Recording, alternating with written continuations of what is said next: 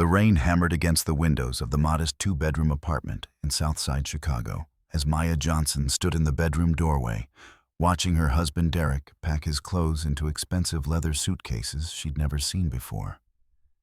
Her hand rested protectively on her 7-month pregnant belly, while their toddler son Marcus slept peacefully in the next room, unaware that his father was about to walk out of their lives. "Derek, please," Maya's voice cracked. "Just talk to me. We can work through this."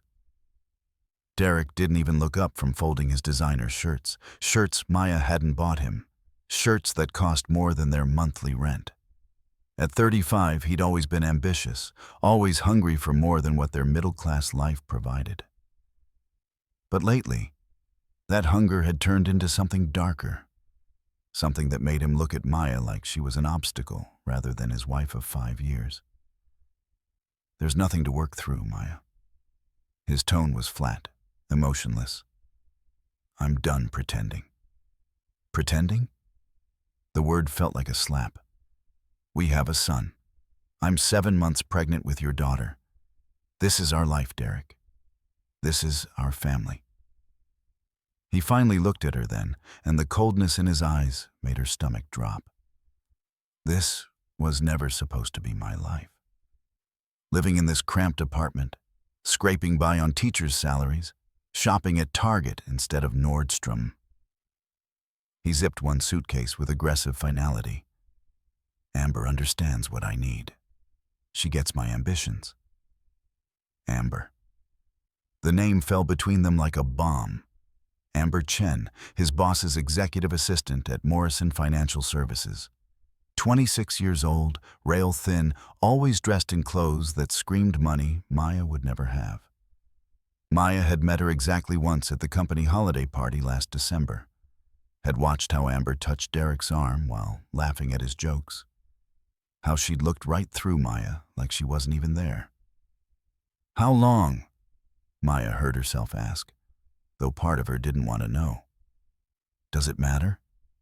"Yes, it matters. I'm your wife." Derek pulled out his phone and held up a photo that made Maya's knees buckle. It was Amber, posing in front of a luxury high-rise apartment building, holding up keys and grinning. The caption read, "Our new beginning, baby. Can't wait for you to move in." 6 months, Derek said, his voice taking on a defensive edge. "And before you start with the guilt trip, you need to understand something. Amber's father owns 3 commercial real estate firms in downtown Chicago. She's connected to people who can actually help my career. She's sophisticated, educated." "I have a master's degree in education," Maya interrupted, her voice rising despite her efforts to stay calm. "In teaching," Derek shot back with undisguised contempt. "You make $38,000 a year reading picture books to other people's kids. Amber makes 6 figures as an executive assistant because her father gave her the job. Do you see the difference?" Maya felt something inside her chest crack. This was the man she'd met in college, the man who'd said he loved her natural hair and her curves, who'd proposed to her in front of her whole family at her sister's wedding reception, the man who'd cried when Marcus was born and promised to be the father his own dad never was. "So this is about money," she said quietly. "This is about ambition, about refusing to settle for mediocrity." Derek grabbed his second suitcase. "I'm 35 years old, Maya. I'm tired of living paycheck to paycheck. Amber's father is offering me a position as a junior partner at Chen Properties. Do you know what junior partners make? $200,000 a year, plus bonuses, plus stock options. And me? What about me and Marcus and the baby?" For the first time, something that might have been guilt flickered across Derek's face, but it disappeared as quickly as it came. "I'll send child support. Once I get settled, we can work out visitation for Marcus. As for the baby—" "Don't!" Maya's voice turned to steel. "Don't you dare say what I think you're about to say." I'm just being practical, Maya. A baby is expensive. Daycare alone costs... Get out. The words came out steady, cold. Get out of my home. Technically, it's our home. My name is on the lease, too. Then I'll break the lease. I'll move. I don't care. Maya's hands were shaking now, but her voice remained controlled. But you need to leave right now before I wake up Marcus and let him see exactly what kind of man his father really is. Derek's jaw tightened. You're being dramatic. I'm being dramatic? Maya let out a laugh that sounded more like a sob. You're leaving your 7 months pregnant wife for your boss's daughter, and I'm the one being dramatic? See, this is exactly what I'm talking about. Derek hefted both suitcases and headed for the door. You always make everything about your feelings instead of looking at the practical reality of the situation. Maya followed him into the living room, her bare feet cold on the hardwood floor. What about Marcus? What do I tell our son when he asks where Daddy is? Tell him whatever you want. Derek opened the front door, letting in a blast of cold November air. Tell him his father chose a better life. Tell him I'm sorry I couldn't pretend anymore. Tell him, he paused, and for a moment, Maya thought she saw something human in his expression. Tell him I loved him. I do love him. But I can't keep doing this. Doing what? Being a father? Being a husband? Being poor. The word hung in the air like an accusation. I grew up with nothing, Maya. Government cheese and food stamps and wearing the same shoes until they fell apart. I swore I'd never live like that again. And then I married you. And somehow we ended up right back in that same struggling, scraping by existence. We're not poor, Derek. We're middle class. We have food, shelter, health insurance. Basic survival isn't living. Amber showed me what real living looks like. Michelin star restaurants, front row theater seats, weekends in New York and Miami. That's the life I want. That's the life I deserve. Maya wrapped her arms around herself, suddenly feeling very small and very alone. When did you become so shallow? When did you become so judgmental? Derek countered. Not everyone wants to live like a martyr, Maya. Some of us want more. He walked out then, his expensive shoes clicking against the concrete hallway.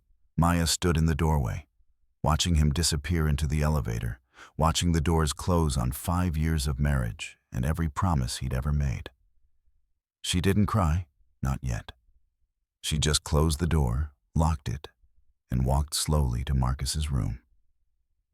Her son was curled up with his favorite stuffed dinosaur, his brown skin beautiful against the superhero-themed bedding, his small chest rising and falling with peaceful sleep.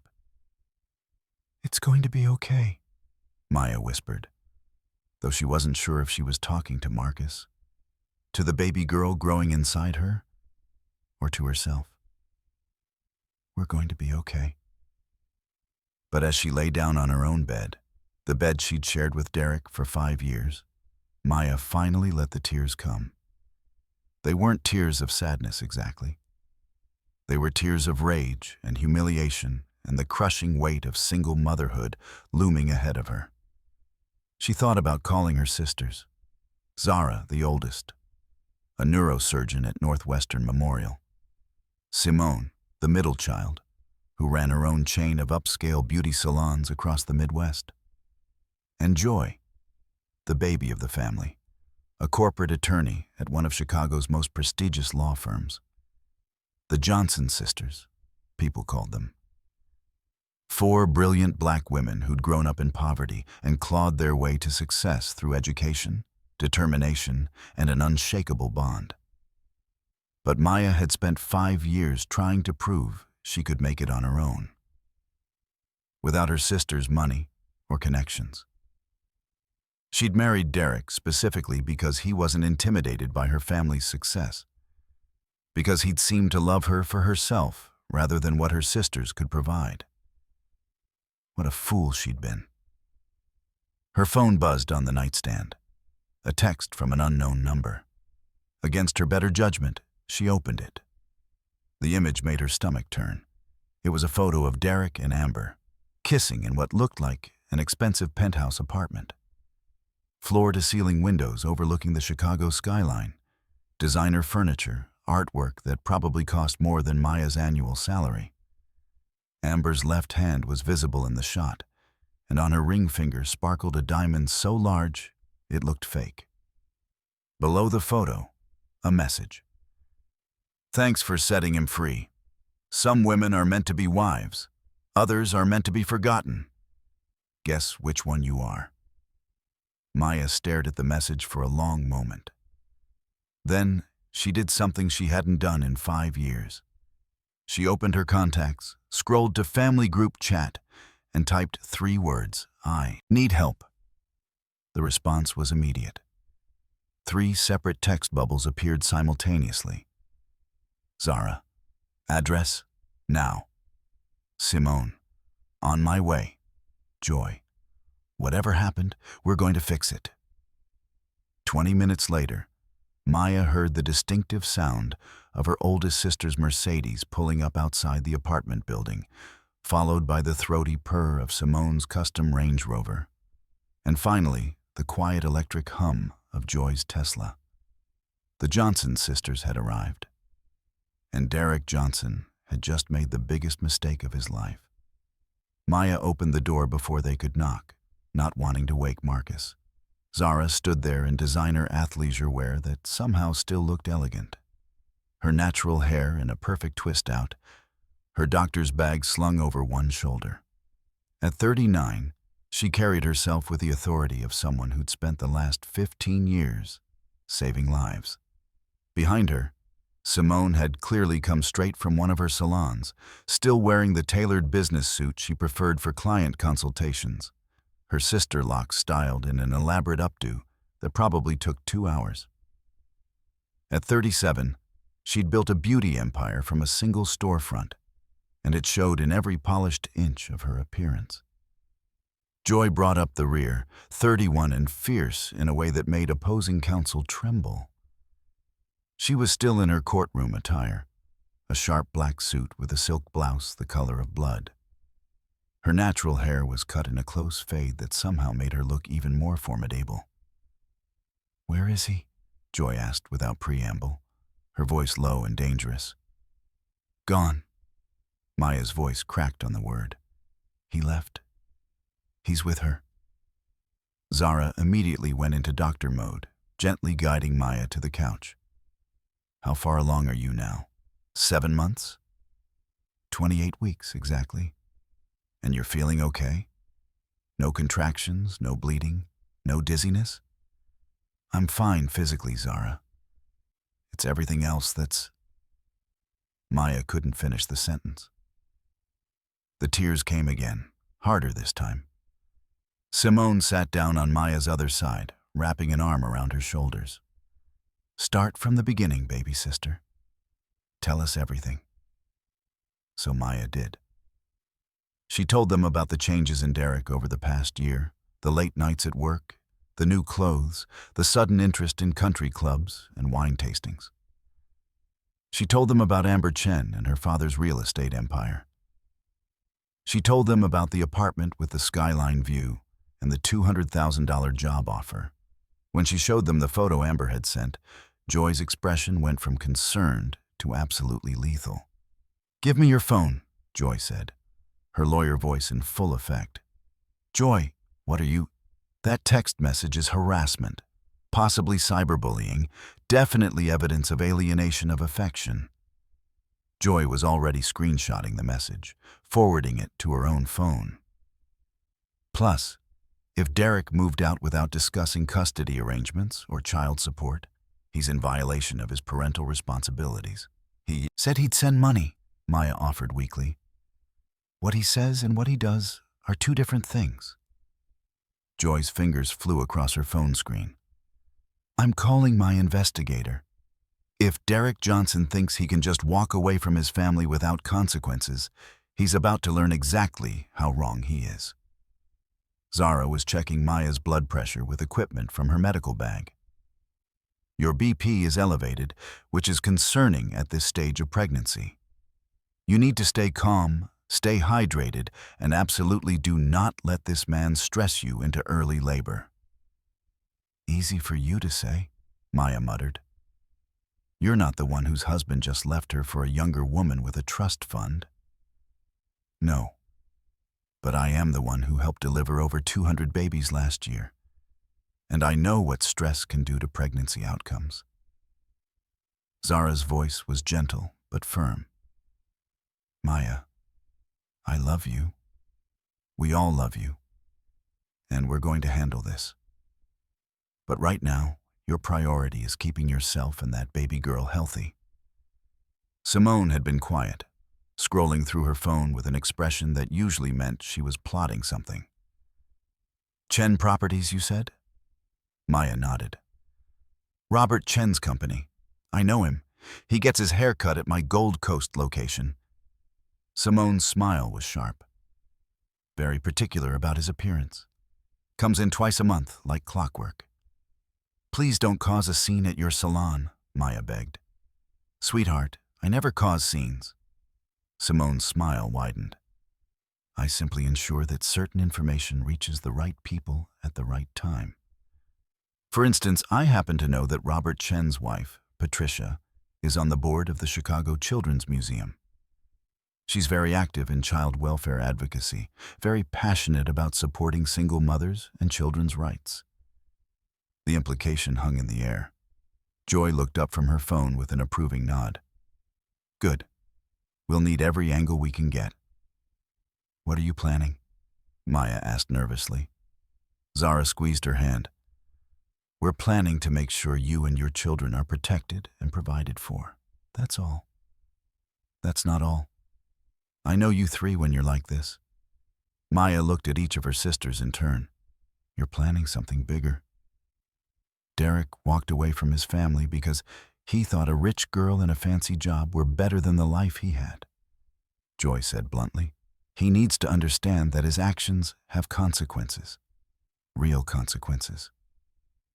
I don't want revenge, Maya insisted. I just want child support and maybe some help with daycare costs until I can get back on my feet. Baby sister, Simone said gently, you're thinking too small. Derek didn't just leave you. He abandoned his pregnant wife and toddler's son for a woman with connections. He's making a calculated move to upgrade his life. And he's counting on you being too proud or too scared to fight back. He knows about you three, Maya pointed out. He knows what you're capable of. Does he? Zara's expression was thoughtful. Because I distinctly remember Derek discouraging you from attending family events. How many dinners did you miss over the past few years because he said he was too tired or too busy? Maya thought back, realization dawning. Most of them? He always had an excuse. He was isolating you, Joy said flatly. Classic abuser tactic. Make you feel cut off from your support system so you're easier to control and discard. Derek's not an abuser. He left his 7 months pregnant wife for another woman and had that woman send you a mocking text message. Zara interrupted, her doctor's voice taking on an edge. That's emotional abuse, Maya. And the fact that you're defending him proves how well he isolated you from us. The words hit Maya like cold water. When had she started making excuses for Derek's behavior? When had she started accepting his subtle criticisms about her family, his comments about how Zara was too controlling, and Simone was too flashy, and Joy was too aggressive? He made me feel like I had to choose, Maya said quietly. Like I couldn't be part of the Johnson sisters and Derek's wife at the same time. And now, you don't have to choose, Simone said. You're free. And more importantly, you're not alone. Joy stood up, pacing the small living room with predatory energy. Okay, here's what we're going to do. First, Maya, You're moving out of this apartment immediately. The lease is in both your names, which means Derek can come back anytime he wants. I can't afford. You're moving into the guest house at Zara's place, Joy continued, overriding Maya's objection. It's completely separate from the main house, 2 bedrooms, fully furnished. You'll have privacy and security, and Zara can keep an eye on you and the baby. Joy, I can't just... Yes, you can, Zara said firmly. The guest house has been sitting empty since my divorce. You'd actually be doing me a favor. I hate seeing it dark. Maya knew she should argue, should insist on maintaining her independence. But the truth was, she was terrified. Terrified of being alone with Marcus while heavily pregnant. Terrified of going into labor with no one to help. Terrified of trying to afford rent and childcare on a teacher's salary while Derek lived it up in his luxury penthouse. Okay, she whispered. Thank you. Second, Joy continued, I'm filing for emergency custody and child support in the morning. Given Derek's abandonment and the evidence of his affair, we should be able to get a judge to order immediate support payments. Probably around $1,500 a month for Marcus, plus half of all medical expenses related to the pregnancy. Derek said he'd send money, and I'm sure he meant it when he said it, Joy replied. But intentions and actions are different things. We're not leaving this to his goodwill. We're making it a legal obligation with real consequences if he fails to pay. Simone stood up, smoothing her suit. Third, I'm going to have a very quiet conversation with Patricia Chen about the importance of family values and the kind of people her husband employs. You're going to get Derek fired? Maya felt a spike of panic. But then he won't be able to pay child support. I'm not going to get him fired, Simone corrected. I'm simply going to ensure that certain people understand the full context of Derek's personal situation. What they choose to do with that information is entirely up to them. That's manipulation. That's strategy, Simone countered. Derek made a chess move when he left you for Amber Chen. He's betting that her family's money and connections will open doors for him. But he forgot something important. What's that? Simone's smile was pure steel wrapped in silk. The Johnson sisters have been opening and closing doors in this city for the past 15 years. We have connections Derek can't even imagine. And we protect our own. Maya looked at her 3 sisters, brilliant, powerful, formidable women who'd never let anyone make them feel less than. She'd spent 5 years trying not to be like them. Trying to be the humble teacher wife who didn't need money or status or power. And where had it gotten her? I don't want to be vengeful, she said finally. But I don't want to be a victim either. Then don't be, Zara said simply. Be a mother, be a sister, be a Johnson woman who knows her worth and refuses to accept less than she deserves. Joy sat down on the coffee table, facing Maya directly. Here's the truth, baby sister. Derek left because he thought you were the weak link in the Johnson family. He thought you were the one he could control and manipulate and eventually discard without consequences. He was counting on your kindness, your tendency to see the best in people, your desire to make things work. And he was wrong? He was catastrophically wrong, Joy said with satisfaction. Because you're not alone. You're a Johnson, and we take care of our own. Marcus appeared in the hallway then, rubbing his eyes with small fists, his favorite dinosaur pajamas rumpled from sleep. Mama? Why are Auntie Zara and Auntie Simone and Auntie Joy here? Before Maya could answer, Simone scooped him up with practiced ease. Because we missed you, baby boy. And because we're going on an adventure. An adventure? Marcus's eyes lit up despite his sleepiness. Where?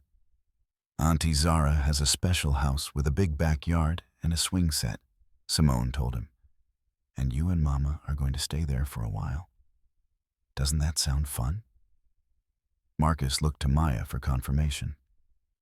Is Daddy coming too? The question drove a spike through Maya's chest. But before she could figure out how to answer, Zara knelt down to Marcus's level. Daddy has to work a lot right now, she said gently.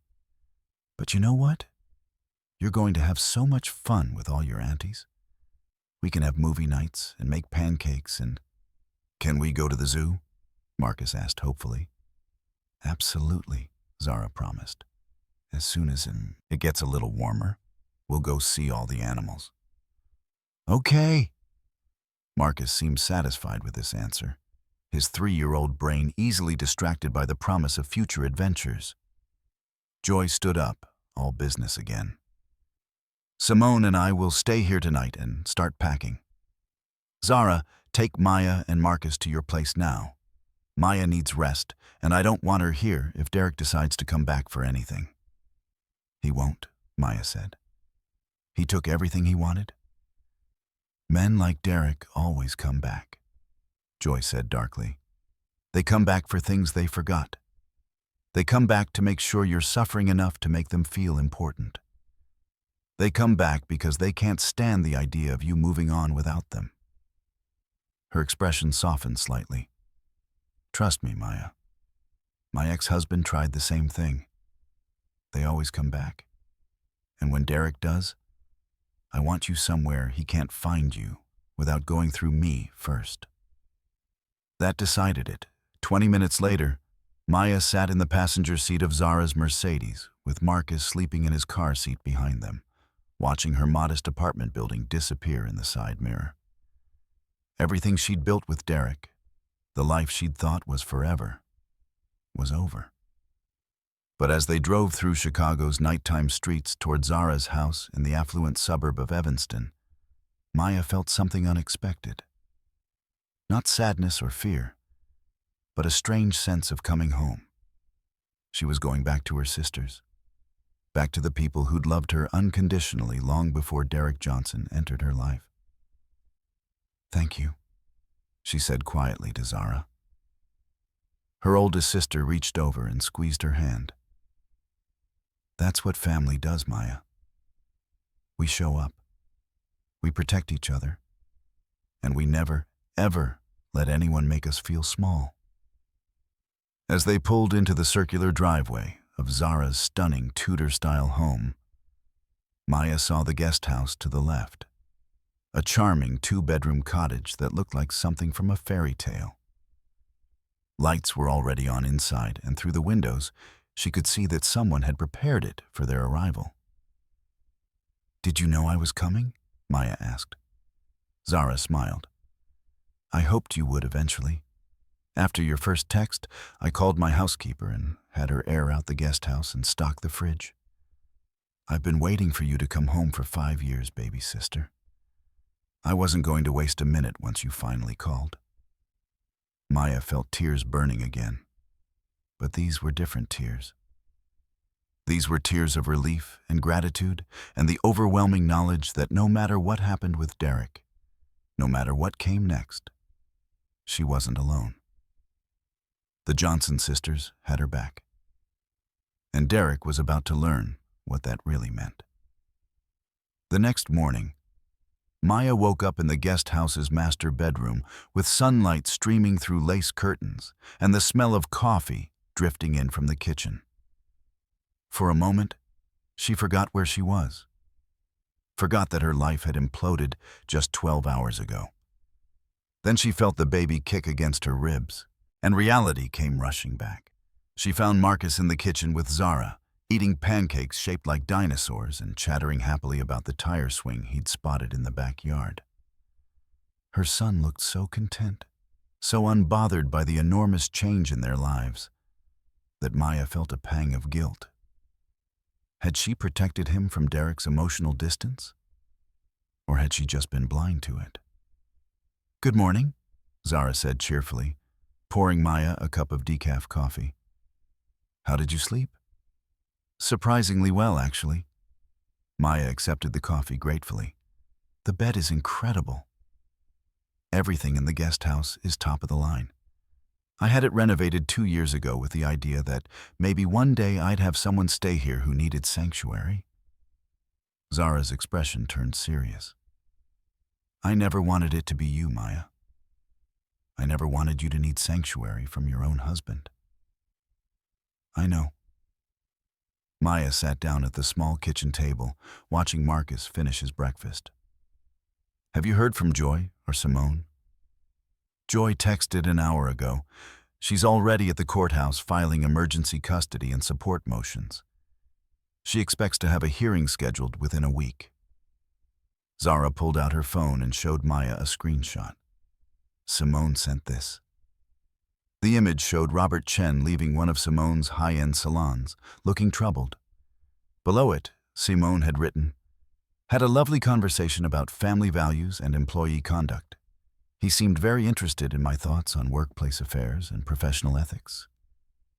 She actually did it, Maya breathed. Simone doesn't make idle threats. Zara sat down across from her. Maya, I need to ask you something, and I want you to be honest. Are you okay with us handling this?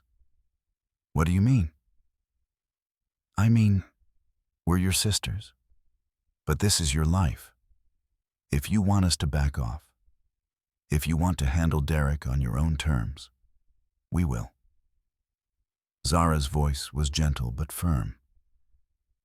But if you give us permission to protect you the way we know how, things are going to move very fast, and Derek is going to be very unhappy. Maya thought about Derek's contempt when he talked about her teaching salary. She thought about Amber's mocking text message. She thought about Marcus asking for his daddy and having to explain that daddy chose someone else. I'm tired of being small, Maya said finally. I'm tired of apologizing for who my family is. I'm tired of pretending I don't deserve better. She met Zara's eyes. Do whatever you need to do. Zara smiled, and it was the smile of someone who'd been waiting years for permission to unleash hell. That's my girl. By noon, Joy arrived at the guest house with her laptop and a stack of legal documents. She spread them across the dining table with the precision of a general planning a military campaign. Okay, here's where we stand, Joy began, flipping open her laptop. I filed the emergency motions this morning. Derek was served at Chen Properties exactly 1 hour ago. How did he react? Maya couldn't help asking. According to the process server, he went white as a sheet and demanded to know who hired me. Joy's grin was predatory. I love my job. What happens next? We have a hearing scheduled for Friday afternoon. That's 4 days from now. Joy pulled up a calendar. The judge will review the evidence, Derek's abandonment, the affair, his failure to make arrangements for child support, the harassing text message from his girlfriend, and make temporary orders regarding custody and support. What about permanent custody? That comes later, after a full custody evaluation. But given the circumstances, I'm confident we'll get primary physical custody with Derek having supervised visitation until he proves he can be a consistent presence in Marcus's life. Joy's expression softened. Maya, I know this is hard, but you need to understand that Derek made choices that demonstrate he's not currently fit to be a primary caregiver. He loves Marcus, Maya protested weakly. I'm sure he does. But love isn't enough. Marcus needs stability, consistency, a parent who puts his needs first. Joy leaned forward. Derek chose to leave his pregnant wife for another woman. He chose to disrupt his son's life during a crucial developmental period. He chose to pursue wealth and status over his family. Those choices matter. Maya's phone rang. Derek's name flashed on the screen. She looked at Joy, who nodded. Answer it, but put it on speaker. Maya answered. Hello? Maya, what the hell is going on? Derek's voice was tight with barely controlled rage. I just got served with legal papers at work, in front of Amber's father. Do you have any idea how humiliating? Humiliating? Maya felt her own anger rising. You left me 7 months pregnant and had your girlfriend send me a mocking text message, but getting served legal papers is what you find humiliating? That's not... Amber shouldn't have sent that text. She was just excited. Excited about stealing someone's husband? Joy interjected, her voice sharp. This is Joy Johnson, Mr. Johnson. I'm representing your wife in these proceedings. The silence on the other end was deafening. Then, Joy. Of course, Maya called in her attack dog sisters. Actually, Joy said pleasantly, Maya called her family. You know, the family you spent 5 years trying to separate her from? I never... Save it for the judge, Derek. You'll have plenty of opportunities to explain your choices in court. Joy's tone turned professional. In the meantime, I strongly suggest you retain counsel. You're going to need it. This is insane. I left because our marriage wasn't working, not because... You left your 7 months pregnant wife for a woman whose father just offered you a job, Joy interrupted. The timeline speaks for itself. Now, if you'd like to discuss a reasonable child support arrangement before Friday's hearing, I'm open to negotiations. Otherwise, I'll see you in court. She hung up before Derek could respond. Maya stared at the phone, her heart pounding. He sounded scared, she said. Good, Joy replied. He should be scared. Because right now, Derek Johnson is realizing that he didn't just leave his wife. He declared war on the Johnson family. And we don't lose wars. Simone arrived shortly after lunch, carrying shopping bags from boutiques Maya recognized, but had never been able to afford. Okay. Fashion emergency intervention time. Maya, darling, I love you, but we need to talk about your court outfit. Joy said the hearing is Friday. That's 4 days away, which is barely enough time to get you properly prepared. Simone started pulling clothes from the bags. You're going to walk into that courtroom looking like a woman who has her life together. Elegant, professional, maternal, but not dowdy. I can't afford designer clothes, Simone. Good thing I own the stores then. Simone held up a stunning maternity dress in a deep emerald green. This is Serafina Maternity. Exclusive line carries sizes up to 24, designed specifically for pregnant professional women. I've been wanting to feature it in my salon's styling services. The dress was beautiful, sophisticated without being stuffy, clearly expensive without being flashy. Simone, I can't... You're not buying it. You're modeling it. Simone's smile was mischievous. I'm planning a maternity fashion show at my Gold Coast location next month. Consider this a fitting for one of my models. Maya knew this was Simone's way of giving her the clothes without making her feel like charity. Her middle sister had always been the most tactful of the Johnson women, able to provide help in ways that preserved everyone's dignity. Try it on, Simone urged. I want to see how it photographs. An hour later, Maya stood in front of the guest house's full-length mirror, barely recognizing herself. The emerald dress hugged her curves in all the right ways, making her pregnant belly look elegant rather than awkward. Simone had styled her natural hair in a sophisticated updo and applied minimal makeup that somehow made her look both younger and more polished. There she is, Simone said with satisfaction. There's the sister I remember. The one who graduated summa cum laude.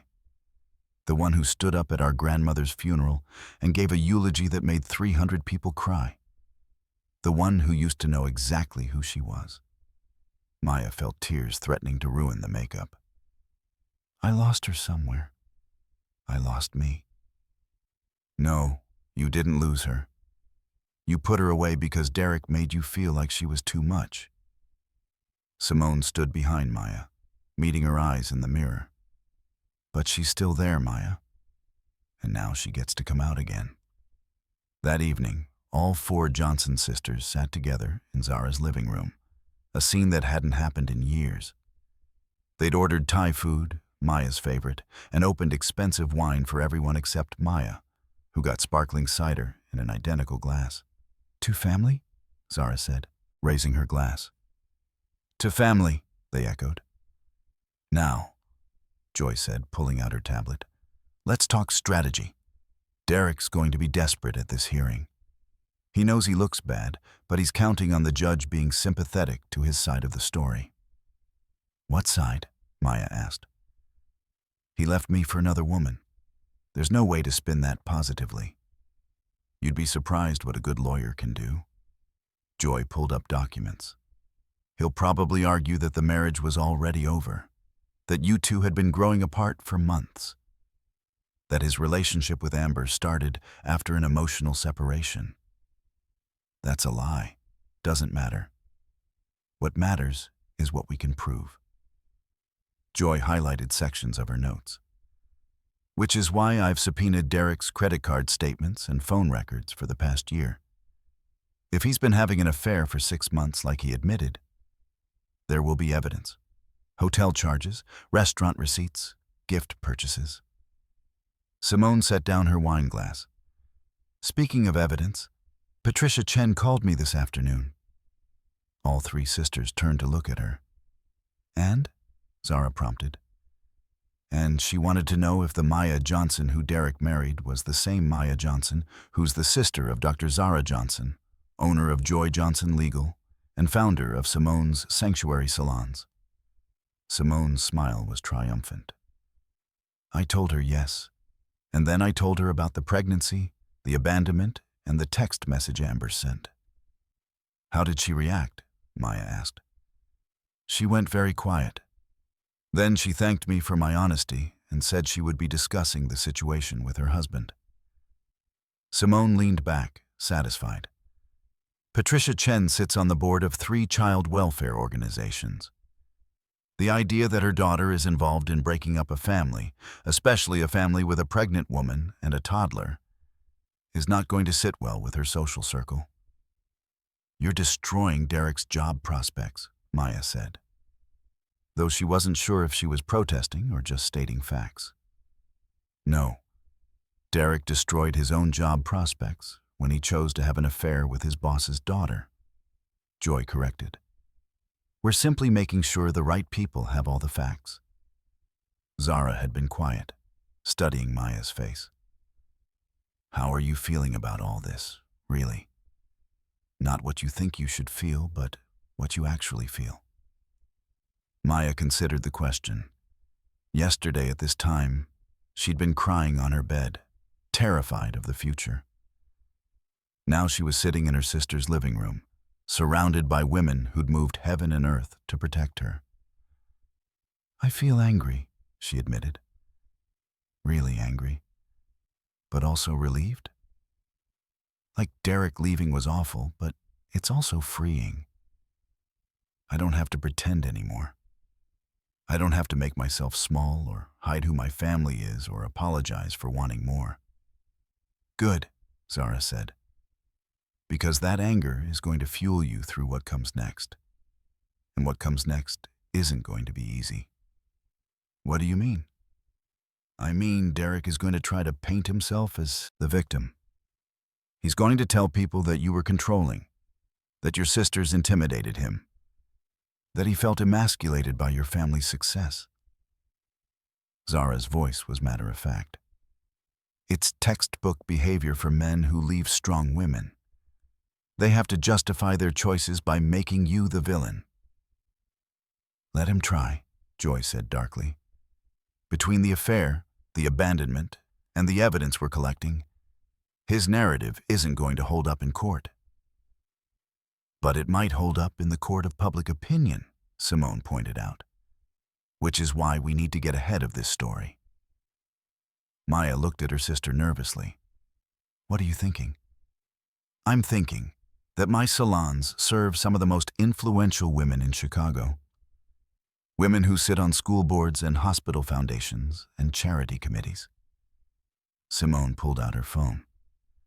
Women who will be very interested to know that one of their peers abandoned his pregnant wife for a younger woman. You want to gossip about my divorce? I want to control the narrative, Simone corrected. Right now, Derek and Amber are probably telling everyone that you were difficult, that the marriage was already over, that they fell in love after you separated. But what if the real story gets out first? What if everyone knows that Derek abandoned his pregnant wife and toddler son for his boss's daughter and a bigger paycheck? That's manipulation. That's the truth, Joy interjected. And truth isn't manipulation. It's just information. People can draw their own conclusions. Maya thought about all the times Derek had made her feel guilty for her sister's success. All the times he'd suggested they skip family events because he didn't feel comfortable around all that money and status. All the times he'd made her believe that being a Johnson woman was something to apologize for rather than celebrate. Okay, she said finally. Do it. Tell the truth. All of it. The next morning, Friday, 4 days after Derek walked out, Maya woke up to her phone buzzing with notifications. She opened Instagram to find herself tagged in a post from Simone's official business account. The post showed the 4 Johnson sisters at what must have been their grandmother's 80th birthday party 5 years ago, before Derek had successfully isolated Maya from most family events. They were all laughing, arms around each other, radiating joy and strength. The caption read, "Family isn't just blood. It's the people who show up when life gets hard." This week, my baby sister faced one of life's hardest moments, being abandoned by her husband while 7 months pregnant with their second child, but she didn't face it alone. The Johnson sisters take care of our own, always. #family first, #sister. Love, #stronger together. The post had over 10,000 likes already. Comments poured in. This is what real family looks like. I've been going to Simone's for years, and I've heard her talk about her sisters. Such an inspiring family. Wait, is this about that Derek Johnson who works at Chen Properties? I heard he left his wife for the boss's daughter. No way. That's so messed up. The Johnson sisters are legends in Chicago. Whoever crossed them is going to regret it. Maya stared at her phone, watching the comments multiply in real time. Simone had just made Maya's private pain very public. But she'd done it in a way that centered family and love, rather than victimhood and scandal. Her phone rang. Joy. Have you seen Simone's post? Joy asked without preamble. I'm looking at it right now. Good. Check the Chicago Tribune website. Maya pulled up the site and nearly dropped her phone. The headline read, "Prominent family rallies around sister abandoned during pregnancy." The article was carefully worded, focusing on the Johnson sisters' individual accomplishments and their family's history of supporting each other through adversity. But buried in the 4th paragraph was a single line that made Maya's breath catch. Sources close to the family indicate that Ms. Johnson's husband recently left her for a colleague while she was 7 months pregnant, raising questions about workplace ethics and family values in Chicago's corporate circles. Oh my God, Maya whispered. It gets better, Joy said with satisfaction. Or worse, depending on your perspective. Patricia Chen called me an hour ago. She wants to meet with us before the hearing tomorrow. Why? Because her daughter is now the center of a scandal that's getting picked up by Chicago society blogs and social media. Because Robert Chen's company is being associated with home wrecking and family abandonment. And because Patricia Chen takes her reputation very seriously. What does she want? She wants to offer Derek a severance package and a quiet separation from Chen Properties. Joy's voice was pure triumph. Effective immediately. Maya sat down hard on the guest house couch. They're firing him? They're offering him the opportunity to resign with a generous exit package. But yes, essentially, He's being fired. Joy paused. Maya, this is your decision. We can accept the severance offer, which would give Derek enough money to support himself while he looks for new employment and pays child support. Or we can push forward with the court case and potentially destroy his career entirely. What would you do? I'd take the severance, Joy said without hesitation. Not because Derek deserves mercy, but because you need stability. If Derek is unemployed, he can't pay child support. This way, he leaves Chen Properties with enough money to start over, and you have guaranteed support payments. Maya thought about Marcus, about the baby girl growing inside her, about the future she was trying to build. Take the severance, she said finally. But I want it in writing that he admits to the affair and the abandonment. I want him to take responsibility for what he did. Done. Joy's smile was audible. I'll draft the settlement agreement today. We'll present it at the hearing tomorrow, and with Patricia Chen's involvement, Derek will have no choice but to accept. After hanging up, Maya sat in silence, processing the past 72 hours. Derek had left her on Monday night, convinced he was trading up for a better life with Amber Chen and her father's money. By Friday morning, he'd lost his job, his reputation, and any chance of controlling the narrative about their divorce. The Johnson sisters had moved with devastating efficiency, using their connections, their resources, and their understanding of how power works in Chicago to dismantle Derek's plans piece by piece. And they'd done it not through lies or manipulation, but simply by making sure the truth reached the right people. Zara knocked softly on the guest house door before entering with a breakfast tray. How are you feeling? Overwhelmed, Maya admitted. 3 days ago, I thought my life was over. Now Derek's life is over instead. His life isn't over. It's just different than he planned. Zara set down the tray, eggs, fruit, whole grain toast, orange juice. Maya, everything we've done has been to protect you and your children. Not to destroy Derek, but to ensure he can't hurt you anymore. I know. Maya picked at the eggs. It's just a lot. It is a lot. Which is why you're going to eat this breakfast, take a nice bath, and let me check your blood pressure. Zara's voice was gentle but firm. The hearing is tomorrow afternoon. Between now and then, your only job is to take care of yourself and that baby. What about Marcus? Marcus is having the time of his life. Simone took him to the Children's Museum this morning, and Joy's picking him up for lunch at that pizza place with the arcade games. Zara smiled. Your son is being thoroughly spoiled by his aunties, and he's loving every minute. Maya felt tears burning. I don't deserve you all. Yes, you do. You absolutely do. Zara sat down beside her. Maya, you've spent 5 years believing Derek's narrative that you weren't enough, that your family was too much, that you needed to be smaller and quieter to deserve love. But that was never true. You were always enough. You've always been a Johnson woman. Brilliant, strong, capable of anything. I forgot, Maya whispered. I know. But now you're remembering. Zara squeezed her hand. And tomorrow, you're going to walk into that courtroom and show Derek Johnson exactly who he lost when he walked away from you. The next afternoon, Maya stood outside courtroom 4B in the Daily Center, wearing the emerald dress Simone had given her and feeling like she was about to step onto a battlefield. Joy stood to her right in a sharp black suit, her briefcase full of evidence and legal strategies.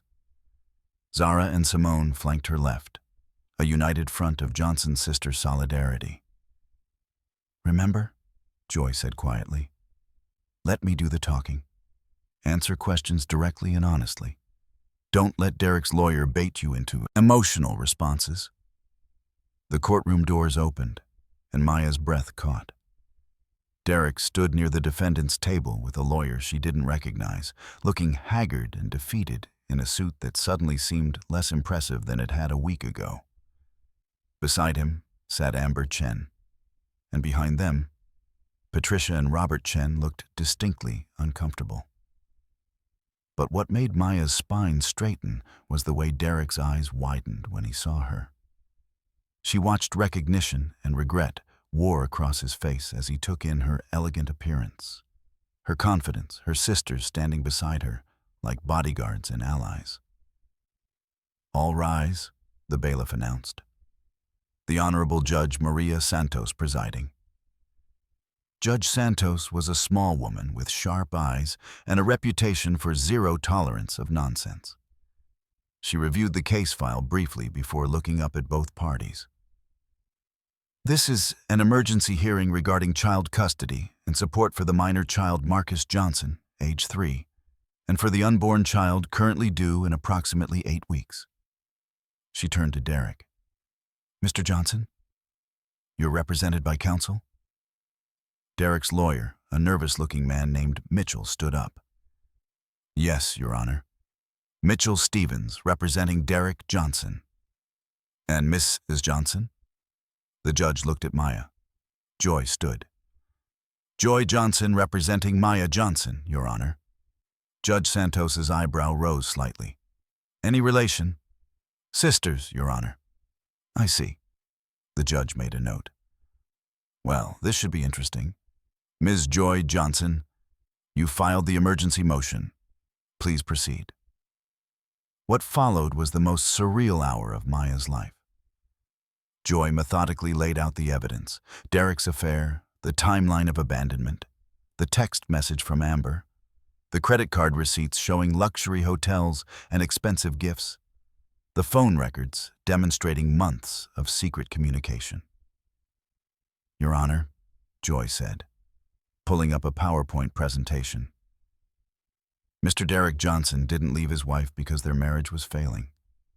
He left because he was offered a better financial opportunity through his relationship with Ms. Amber Chen, whose father employs Mr. Johnson." She clicked to show Robert Chen in the gallery. "This isn't a case of a marriage ending naturally. This is a calculated abandonment of a pregnant woman and toddler for career advancement." Derek's lawyer objected. "Your Honor, my client's motivations for ending his marriage are not relevant to—" "Actually, they're extremely relevant," Judge Santos interrupted. "This court must determine what's in the best interest of the minor child. A pattern of abandonment and prioritizing career over family obligations speaks directly to Mr. Derek Johnson's fitness as a custodial parent." She turned to Derek. "Mr. Johnson, is it true that you left your wife while she was 7 months pregnant?" Derek stood, his voice tight. "Your Honor, our marriage was already over. Maya and I had been growing apart. I asked you a yes or no question, Mr. Johnson." "Yes, but—" "And is it true that you began a romantic relationship with Ms. Amber Chen, whose father employs you?" "Yes, but it started after—" "Mr. Johnson." Judge Santos's voice cut like a knife. "I have phone records in front of me showing daily communication between you and Ms. Chen dating back 9 months. I have credit card receipts for hotel rooms and expensive gifts. Are you telling this court that all of this evidence is fabricated?" Derek seemed to deflate. "No, Your Honor." "Then please stop wasting this court's time with narratives about when your marriage ended." Judge Santos turned to Patricia Chen. "Mrs. Chen, I understand you have something you'd like to present to the court."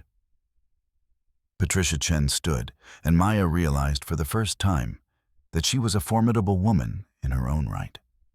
Elegant, composed, and clearly angry beneath her polite exterior. "Your Honor, my husband and I deeply regret the role our company and our daughter have played in this situation." Patricia's voice was steady but cold. "We've prepared a settlement offer that we believe addresses Ms. Maya Johnson's immediate financial concerns while allowing Mr. Derek Johnson to seek employment elsewhere." Joy stepped forward. Your Honor, we've reviewed the settlement offer and find it acceptable, provided certain conditions are met. For the next 30 minutes, lawyers negotiated details while Maya sat in stunned silence. The settlement was generous, far more generous than she'd expected.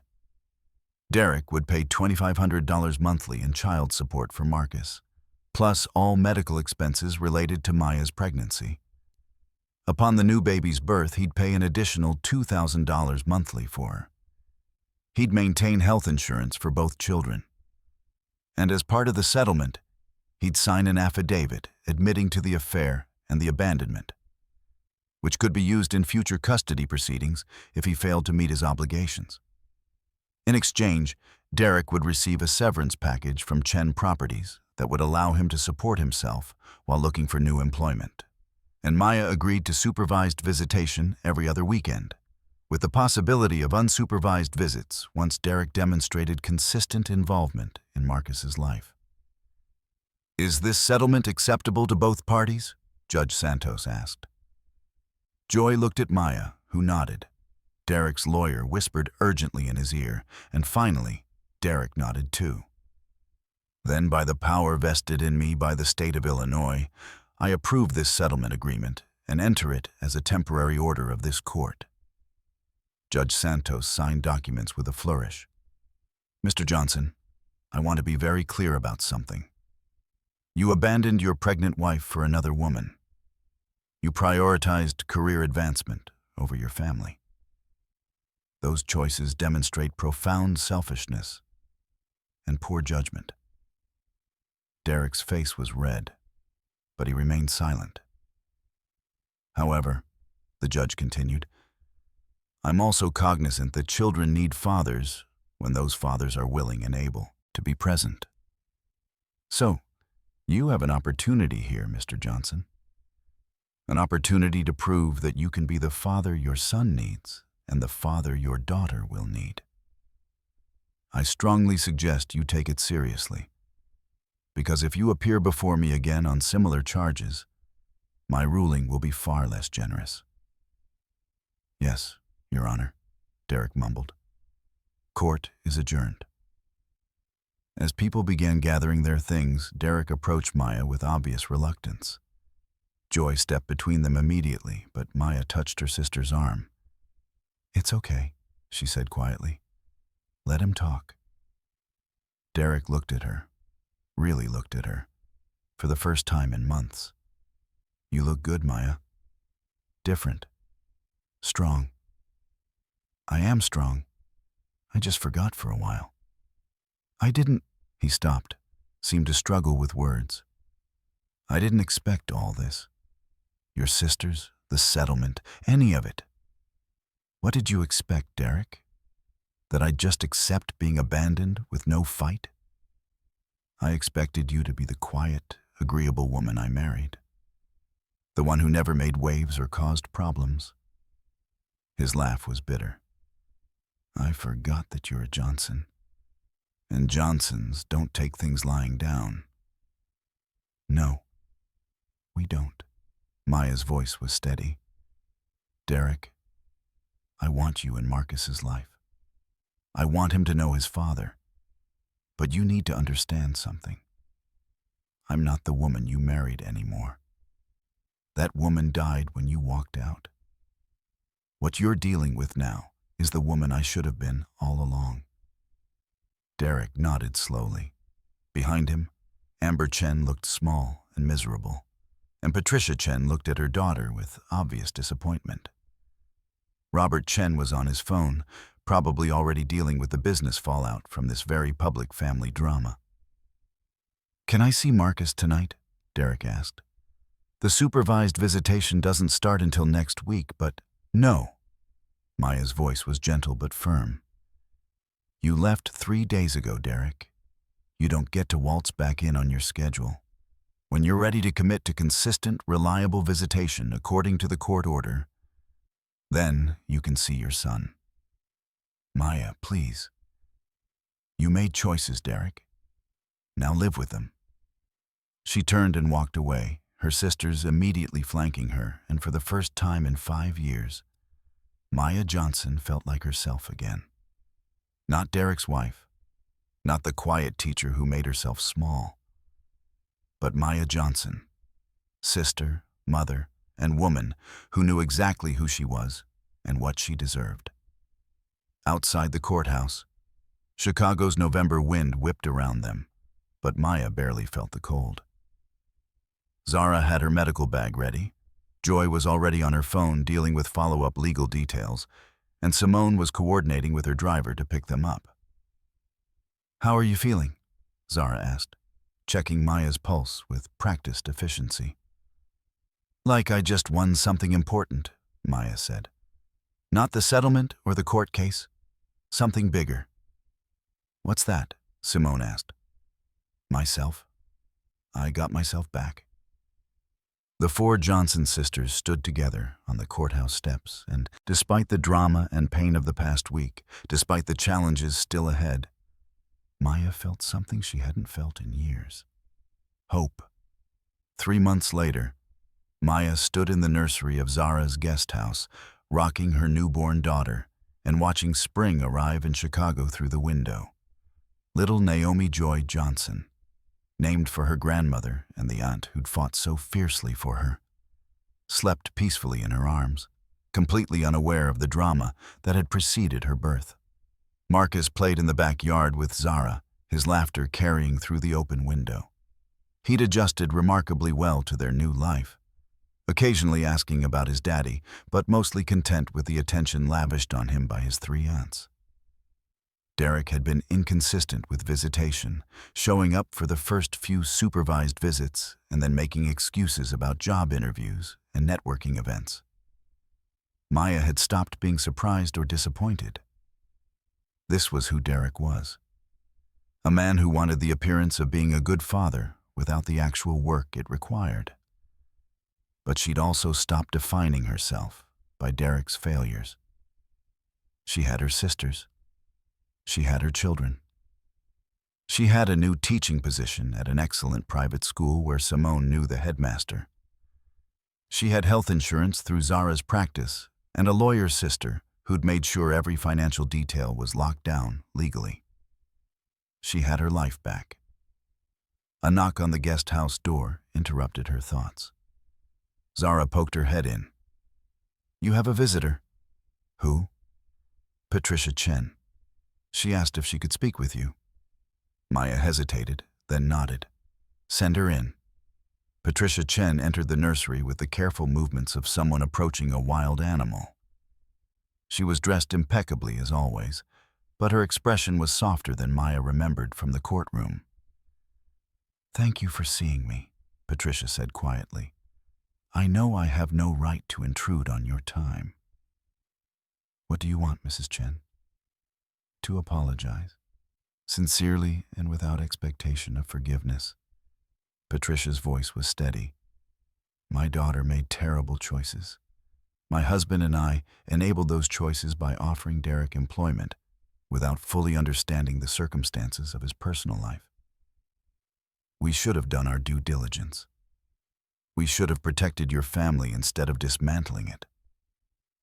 Maya rocked Naomi gently. "Your daughter didn't dismantle my family, Mrs. Chen. My husband did. Amber just gave him the excuse he was looking for. Perhaps. But she was still complicit." Patricia moved closer, looking down at the sleeping baby. "She's beautiful.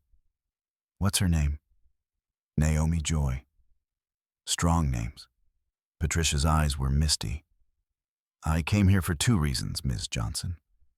First, to apologize, and second, to give you this." She pulled an envelope from her designer purse and held it out. Maya shifted Naomi and took it, opening it with one hand. Inside was a check for $50,000. "Mrs. Chen, I can't—" "It's not charity, it's restitution." Patricia's voice was firm. "My family caused yours pain and disruption. This money is for Naomi's college fund, or whatever you choose to use it for. Please, take it." Let me do this one thing to make amends."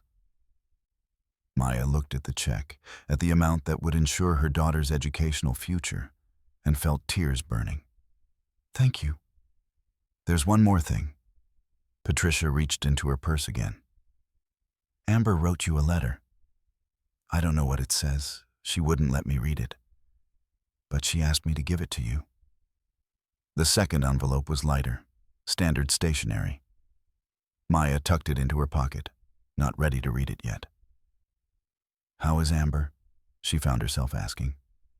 Devastated, ashamed. Learning some very hard lessons about choices and consequences. Patricia's expression was complicated. Part disappointment, part maternal protection. She's in therapy, working through why she thought it was acceptable to pursue a married man. Coming to terms with the harm she caused.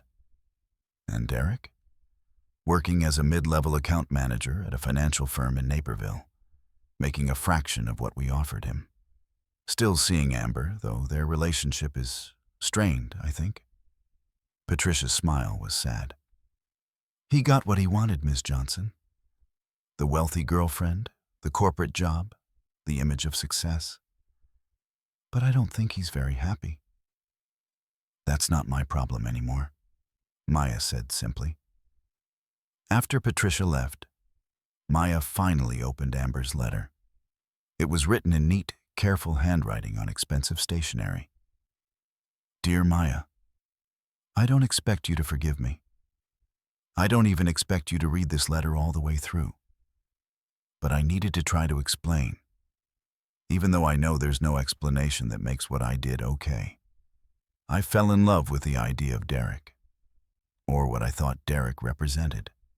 Success, ambition, a way out of being just Robert Chen's daughter. I told myself that your marriage must already be over, that I wasn't really breaking up a family. That Derek and I had some kind of special connection that justified everything. I was wrong about all of it. I was selfish and cruel, and I destroyed something precious because I wanted to feel special. I sent you that text message because I was so convinced I'd won something valuable. I didn't realize until later that what I'd won was a man who could abandon his pregnant wife. A man who chose money over family. A man who, it turns out, isn't actually capable of real love. I'm not writing this to make you feel sorry for me. I deserve everything that's happened. I just wanted you to know that I see now what I couldn't see then. You were strong and beautiful and worthy of so much better than what Derek gave you. And I was a shallow, insecure girl who mistook cruelty for power. I hope your daughter is healthy and your son is happy. I hope you build a beautiful life surrounded by people who deserve you. And I hope someday you can think about what happened without too much pain. I'm sorry. Truly, deeply sorry. Amber. Chenmaya read the letter twice, then folded it carefully and put it in a box where she kept important documents. Someday, maybe, Naomi would ask about her father and how her parents' marriage ended. And when that day came, Maya would show her this letter along with everything else. Not to excuse Derek or Amber's choices, but to teach her daughter that everyone makes mistakes and genuine remorse matters. But mostly, Maya would teach Naomi what she was learning now. That strength comes from community, that family shows up when life gets hard, and that being a Johnson woman meant never letting anyone make you feel small. A year after Derek walked out, Maya stood in the auditorium of Chicago's prestigious Lakeside Academy, about to give a speech to parents about early childhood education. Her teaching career had flourished in unexpected ways. The private school job had led to consulting opportunities, and now she was considered an expert in her field. Marcus, now 4, sat in the front row next to Zara, swinging his legs and occasionally waving at his mother. Naomi, almost a year old, dozed in Simone's arms, while Joy handled some last-minute coordination with the school's development office. Before Maya took the stage, Joy pulled her aside. "Derek's here." "What?" Maya scanned the crowd and spotted him near the back, looking uncomfortable in a suit that had seen better days. "What's he doing here?" "He has a right to attend public events at Marcus's school. The custody order doesn't prohibit it."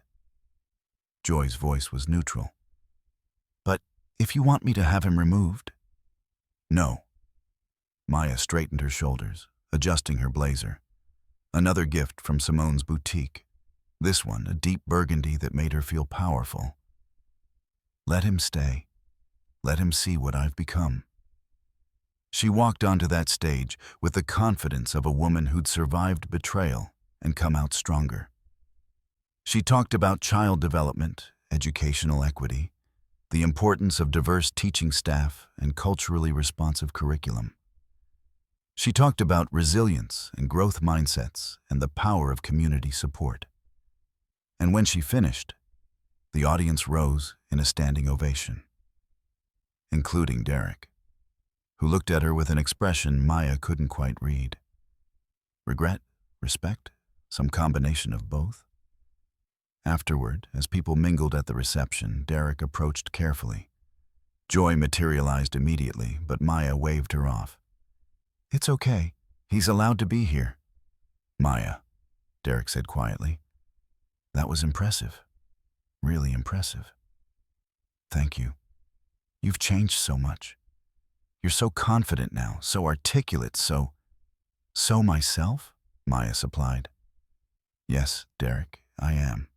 For the first time in years, I'm actually myself." "I made a mistake," he said suddenly. "Leaving you. Choosing money and status over family. I see that now." Maya looked at him for a long moment. "Do you want me to say it's okay? That I forgive you and we can be friends now?" I don't know what I want. I just needed you to know that I'm sorry." "I know you're sorry." Maya's voice was gentle but firm. "But sorry doesn't change anything, Derek. You made choices that showed me exactly who you are. And I've made choices that showed me who I am. We're different people now. We were probably always different people. I was just pretending not to notice." "Are you happy?" he asked. Maya thought about her life. The guest house she still lived in because Zara insisted. The teaching career that fulfilled her. The sisters who had her back. The children who made every day worth living. "Yes," she said simply. "I'm happy." "Are you?" Derek's laugh was hollow. "Amber and I broke up 3 months ago. Turns out we didn't have much in common once the excitement of the affair wore off. I'm working at a job I hate, living in an apartment I can barely afford, and seeing my son every other weekend if I'm lucky." "I'm sorry to hear that," Maya said, and meant it. Not because she wanted Derek back, she didn't, but because she'd once loved this man enough to marry him. His unhappiness gave her no pleasure. "The ironic thing is," Derek continued, "I left you because I thought you were holding me back. But you were never the problem, Maya. I was. I was so focused on what I didn't have that I couldn't appreciate what I did have. That's a hard lesson to learn." "Yeah." He looked over at Marcus, who was showing Naomi to several of the event attendees like the proud big brother he'd become. "They're beautiful, Maya. Both of them. You're doing an incredible job." "We're doing an incredible job," Maya corrected. "My sisters and I. That's the other thing I learned. I don't have to do everything alone. It's okay to accept help from people who love me." Derek was quiet for a moment. "I wish I could go back and make different choices." "You can't. None of us can. But you can make better choices going forward." Maya touched his arm gently. "Derek, Marcus needs a father. Not a guilty father or a distant father or a father who shows up when it's convenient. He needs someone who's consistently present in his life. Can you be that person? I want to be. Then be. Not for me, not to assuage your guilt, but for Marcus, because he deserves a father who shows up. Joy appeared at Maya's elbow. Sorry to interrupt, but we have a donor meeting in 15 minutes. A donor meeting? Derek looked confused. Maya's starting a non-profit, Joy explained with obvious pride. The Johnson Davis Foundation for Educational Equity. It's going to provide resources and support for low-income schools and teachers. You're starting a foundation? We're starting a foundation, Simone corrected, joining the group with Naomi on her hip. All 4 Johnson sisters, plus several other women who believe in Maya's vision. We've raised $2 million in seed funding already. Derek looked at Maya with something that might have been awe. You did all this in a year? I did all this because I remembered who I was, Maya said simply. I stopped trying to be small and I started being myself. Turns out myself is pretty capable. Zara came over with Marcus, who immediately reached for his mother. Maya scooped him up, settling him on her hip with the practiced ease of a mother who'd learned to do everything one-handed while holding a child. Mama, can we get ice cream? Marcus asked. Absolutely. Say goodbye to Daddy first. Marcus waved at Derek with the casual enthusiasm of a 4-year-old who didn't fully understand adult complications. Bye, Daddy. Bye, Daddy. See you Saturday. Derek's face crumpled slightly. Yeah, buddy. See you Saturday.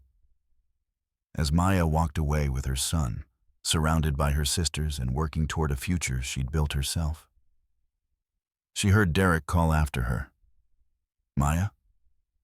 She turned back. Thank you, he said quietly, for not poisoning Marcus against me, for being gracious when you had every right to be bitter, for showing me what real strength looks like. Maya smiled, and it was genuine. I'm not doing it for you, Derek. I'm doing it for Marcus and Naomi. They deserve to grow up knowing that people make mistakes, but those mistakes don't have to define them forever. She left him standing there and walked out into the Chicago spring sunshine with her family around her. The Johnson sisters, united and unbreakable. Derek had wanted to leave her for a better life. Instead, he'd freed her to build one. And Maya Johnson, sister, mother, educator, and fierce survivor, was just getting started.